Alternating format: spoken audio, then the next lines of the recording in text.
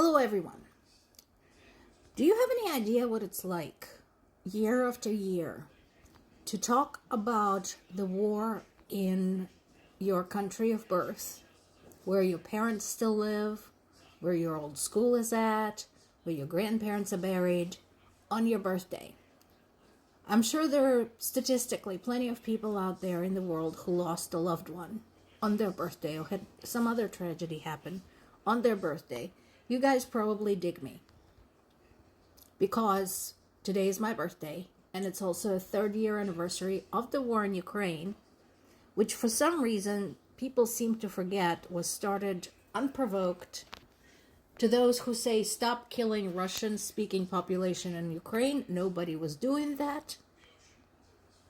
So it's really a puzzle why they invited Russian militants into the eastern part of Ukraine. Stop parroting Putin's propaganda about this. It was an unprovoked attack on a neighboring country by Russia, something they have done throughout their history many, many times. Pick up a book and read it. Not surprisingly, China decided, oh, screw this. Fuck the balance in the world politics and economy. We're doing this. And this is not surprising. Remember, we talked about this. China has its own skeletons in the territorial closet. So it shouldn't really surprise anyone that they're siding with Russia. They are waiting how all of this will end. And depending on the outcome, this may go very badly for China's neighbors.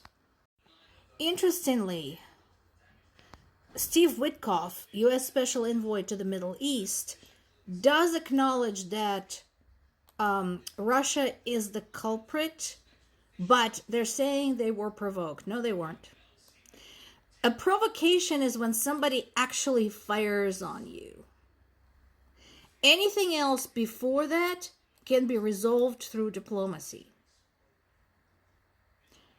Russia's neighbors haven't felt safe in a very long time. However, if you look at the timeline of NATO memberships, you will notice that the recent members joined NATO after Russia invaded Ukraine. I wonder why that is. Could it be that they decided not to wait for Russia to do the same to them? Is that it? So this whole thing basically is a self-fulfilling prophecy.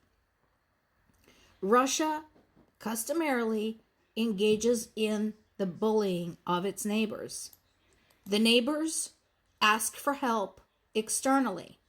Russia says, oh, we're being provoked, and continues bullying its neighbors. It happens all the time. Now, that's the way to do it. I said this many times. If you want to get a really good idea, a really clear idea of what's going on in Ukraine, you need to go to Ukraine. Try that on for size. See what happens. And this is exactly what some of the Western leaders did. They went to Kyiv. And some people might say, well, Kyiv, I don't know about this. It's a capital. Surely it's safer than elsewhere in Ukraine. No, it isn't. No, it's not. It's not safer. Nowhere in Ukraine right now is safe. There were other delegations that mentioned in the past that when they were at Kyiv, they heard sirens going off. They heard the explosions as the air defense systems intercepted drones and stuff like that. So no, it is not safer anywhere. Now, I'm glad that more than a dozen Western leaders went and decided to see for themselves. I'm glad. That was very brave of them to do. And as I mentioned before, based on the remarks of other delegations and other leaders who have already done it, it is kind of a holy shit kind of experience. It is eye-opening because it finally sinks in. This is not a game. So considering Trump is suddenly the expert on this war, I'm kind of still waiting for him to do this. If he is so brave and he is so hell-bent on ending this war, why doesn't he go look for himself? What I'm hoping to see from this is a complete restructuring of Europe's military approach. Basically, I think at the core of this, I want to see independence from the United States. I've said that before. United States is no longer a reliable ally. It is no longer a civilized ally. Act accordingly. Don't wait. Zelensky mentioned the mineral deal. Now, there is something to remember there. He says progress is being made. However, remember, that's a very vague statement without any specifics. And considering what I told you yesterday about those minerals, this could mean any number of things. The one thing he is talking about is the question of the $500 billion. So what was that all about? Well, part of the deal was supposed to include $500 billion deposited into a kind of fund gradually by the United States for Ukraine to use.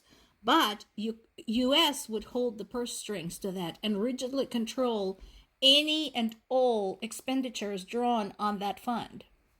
So even that was not guaranteed. For example, Ukraine could ask for weapons to defend against Russia. Chances are that expenditure would not be approved. That's just one of the things that could happen. So that didn't go well.